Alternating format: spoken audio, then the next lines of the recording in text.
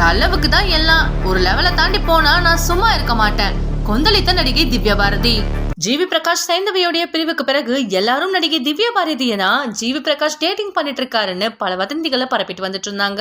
இந்த வதந்திக்கு முற்றுப்புள்ளி வைக்கிற விதமா சில மாதங்களுக்கு முன்னாடி கிங்ஸ்டன் திரைப்படத்துடைய ப்ரமோஷன் இன்டர்வியூல திவ்யா பாரதியும் ஜிவி பிரகாஷும் தெளிவா எங்க 2 பேருக்கும் எந்த சம்பந்தமும் இல்ல, அவங்க என்ன டேட்டிங் எல்லாம் பண்ணல அப்படின்னு சொல்லியிருந்தாரு. அதே மாதிரி திவ்யா பாரதியும் தேவையில்லாம எல்லாரும் என்ன திட்டிட்டு இருக்கீங்க, எனக்கும் அவருடைய ஃபேமிலிக்கும் எந்த சம்பந்தமும் கிடையாது அப்படின்னு அவங்களும் தெளிவா சொல்லியிருந்தாங்க.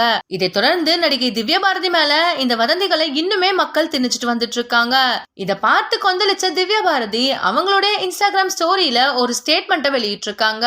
அதுல அவங்க என்ன சொல்லிருக்காங்கன்னா, எனக்கு சம்பந்தமே இல்லாதவங்களுடைய குடும்ப விவகாரத்துல என்னுடைய பேரை இழுத்துட்டு வந்துட்டு இருக்கீங்க.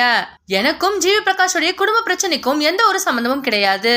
வெளிப்படையா சொல்லணும்னா எந்த ஒரு நடிகரையும் நான் டேட் பண்ண மாட்டேன். அதுலயும் கல்யாணமானவரை கண்டிப்பா டேட் பண்ண மாட்டேன்.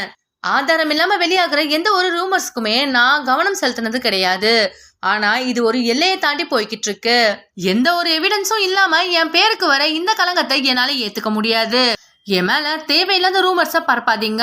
ஜிவி பிரகாஷோடைய விஷயத்துல இதுதான் என்னுடைய முதல் மற்றும் கடைசி ஸ்டேட்மெண்ட்னு சொல்லியிருக்காங்க.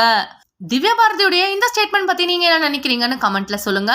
இந்த வீடியோ பிடிச்சிருந்தா லைக் அண்ட் ஷேர் பண்ணுங்க. மேலும் இந்த மாதிரியான வீடியோஸ் பாக்குறதுக்கு நம்மளுடைய GLV என்டர்டைன்மெண்ட் டிவியை சப்ஸ்கிரைப் பண்ணிக்கோங்க.